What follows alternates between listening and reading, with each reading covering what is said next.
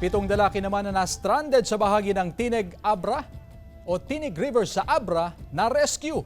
Nakaalerto CJ Turida. Nailigtas ang 7 individual na na-stranded sa bahagi ng Tineg River sa barangay Pulot, Lagayan, Abra hapon noong September 30. Bago sila na-rescue, 3 oras silang nasa gitna ng ilog.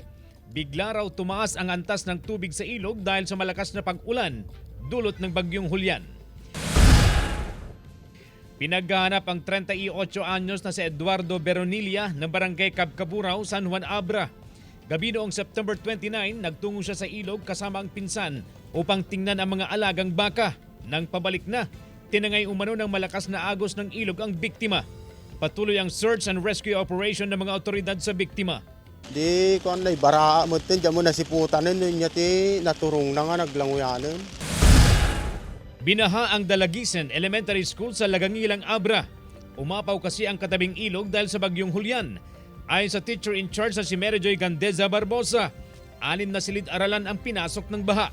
Pahirapan ang mga guro, mag-aaral at mga magulang sa paglilinis at pag-alis ng mga putik. Umaasa silang maayos ang nasirang riprap upang mayroon silang proteksyon sa pag-apaw ng katabing ilog.